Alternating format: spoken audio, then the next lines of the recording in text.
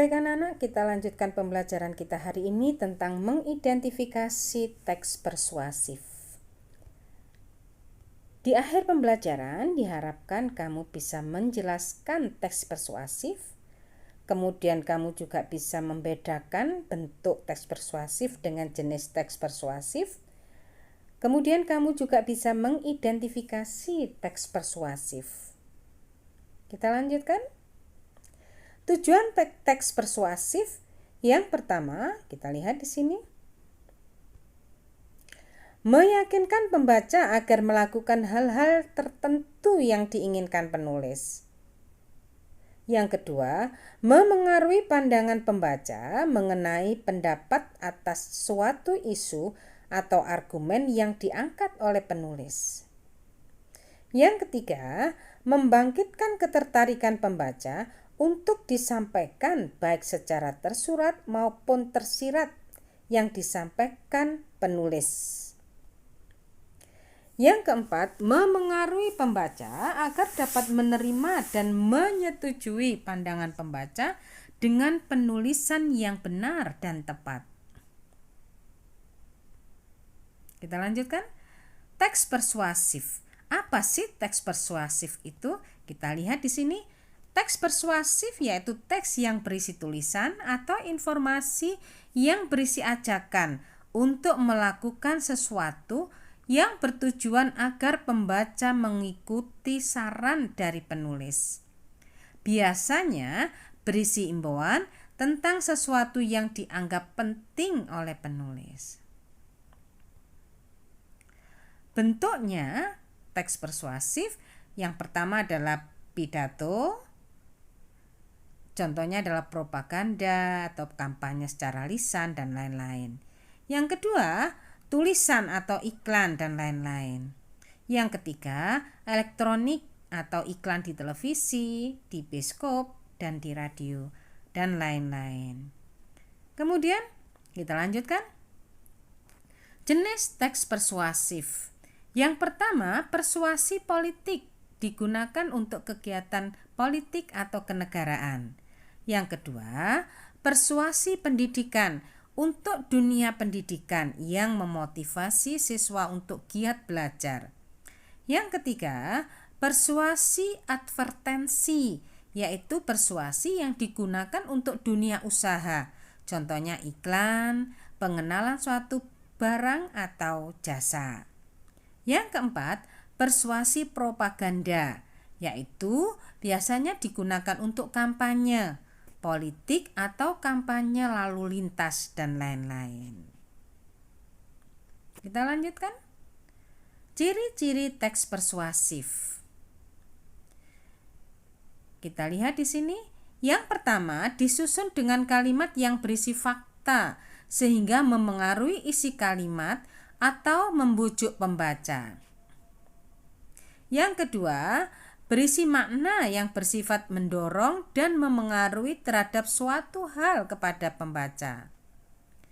Yang ketiga, bahasa yang digunakan bersifat provokatif dengan gaya bahasa yang menarik agar sanggup mendapatkan antusias dari pembaca. Yang keempat, penjelasannya dikemas semenarik mungkin agar dapat diterima dengan baik oleh pembaca. Yang kelima, berusaha untuk menghasilkan kesepakatan atau penyesuaian terhadap pandangan penulis yang dapat menghasilkan kepercayaan penulis dengan pembaca. Berikut struktur teks persuasif. Kita lihat bersama-sama. Yang pertama, adanya pengenalan isu atau pengantar atau penyampaian isu dan permasalahan yang akan diangkat menjadi dasar penulisan yang akan dikembangkan pada paragraf-paragraf selanjutnya. Yang kedua, adanya rangkaian argumen. Pada bagian ini, penulis menyajikan sejumlah pendapat dan fakta yang bertujuan memperkuat berbagai argumen atas isu yang diangkat pada bagian sebelumnya. Yang ketiga, adanya pernyataan ajakan. Nah, ini adalah ciri atau inti dari teks persuasif yang di dalamnya terdapat dorongan atau ajakan yang disampaikan, baik tersirat maupun tersurat kepada pembaca. Yang keempat, adanya penegasan ulang. Penulis menyajikan kalimat rekomendasi tentang apa yang telah disampaikan sebelumnya. Nah, pada bagian penegasan ulang ini biasanya ditandai dengan kata-kata oleh karena itu, dengan demikian, dan lain-lain. Berikut kita lihat contoh mengidentifikasi teks persuasif. Anak-anak, kita lihat, kita cermati contoh teks ini. Apakah contoh teks yang ditampilkan pada pembelajaran hari ini merupakan contoh teks persuasif atau bukan teks persuasif? Kita lihat, kita cermati bersama-sama. Manusia adalah makhluk sosial yang tidak dapat hidup sendiri. Tidak ada individu yang mampu melakukan kegiatannya sendiri. Nah, di sini mengangkat isu tentang manusia itu sebagai makhluk sosial yang tidak dapat hidup sendiri. Paragraf berikutnya, setiap individu ditakdirkan untuk hidup saling berdampingan. Misalnya, masyarakat kota membutuhkan kebutuhan pokok dari masyarakat desa, contohnya beras dan lain-lain. Masyarakat desa juga membutuhkan dari masyarakat kota, misalnya perabot rumah tangga, alat-alat elektronik, dan lain-lain. Paragraf yang ketiga, jelaslah apa yang dipaparkan di atas. Marilah kita menjaga kehidupan yang harmonis sebagai makhluk sosial yang baik antara masyarakat kota dan masyarakat desa. Nah, sekarang kita lihat paragraf yang terakhir.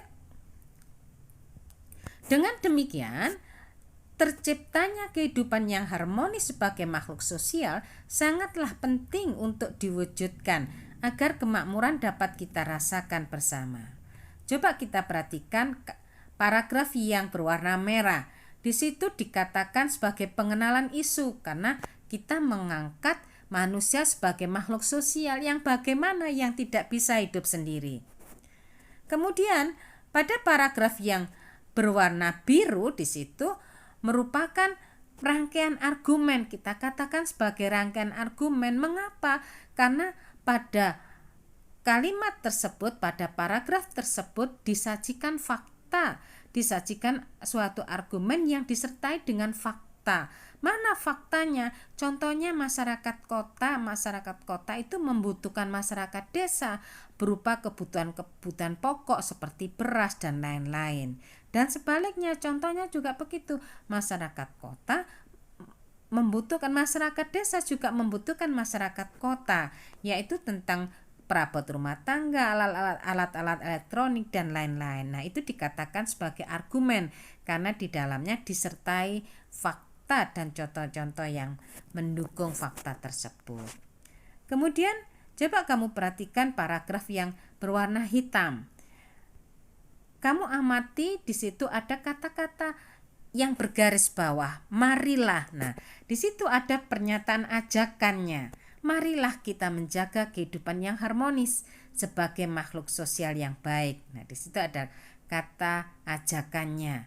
Kemudian paragraf yang keempat yang berwarna coklat, kamu perhatikan, dengan demikian, ada kata-kata dengan demikian. Cirinya diantaranya penegasan ulang diikuti dengan kata-kata dengan demikian, salah satu cirinya. Nah, anak-anak, berarti contoh paragraf atau wacana atau teks yang disajikan pada pembelajaran hari ini adalah termasuk teks persuasif. Nah, itulah pembelajaran kita hari ini. Terima kasih. Walau hujan turun membasahi bumi, tetap semangat. Selamat ya.